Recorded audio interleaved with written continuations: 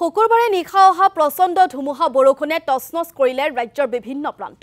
বৰপেটা ৰোডত উভালি পৰে পথৰ দাঁতিৰ বহু গছ, যাৰ ফলতে ব্যাহত হৈ পৰিছে যাতায়াত ব্যৱস্থা। বিদ্যুৎ পৰিবাহী তাৰৰ খুঁটা উভালি পৰাৰ ফলতো ব্যাহত হৈ পৰে বিদ্যুৎ সেৱা। ইফালে দধিয়াতো ধুমুহা বৰষুণে ল'লে ভয়ংকৰ ৰূপ। ঘূৰ্ণী বতাহত চাংঘৰ ভাঙি পানীত পৰিল এটা পৰিয়াল। সাঁতুৰি কথমপি প্ৰাণ ৰক্ষা পৰে পৰিয়ালটোৰ। আমি দৃশ্যাংশ আপোনালোকক দেখুৱাইছোঁ। শুকুৰবাৰে নিশা অহা ধুমুহা বৰষুণ যাকে এক প্ৰকাৰ তছনছ কৰিলে বিভিন্ন প্ৰান্ত। বৰপেটা ৰোডত উভালি পৰে পথৰ দাঁতিৰ বহু গছ আৰু এনেদৰে এটা চাংঘৰ ভাঙি আমি যি দৃশ্যাংশ আপোনালোকক দেখুৱাইছোঁ, চাংঘৰ ভাঙি পানীত পৰে এটা পৰিয়াল আৰু সৌভাগ্যক্ৰমে সাঁতুৰি ৰক্ষা পৰিছে পৰিয়ালটো। কিন্তু ঘৰৰ ভিতৰত যিসমূহ সা সামগ্ৰী আছিল সকলো এক প্ৰকাৰ নষ্ট হৈ পৰিছে।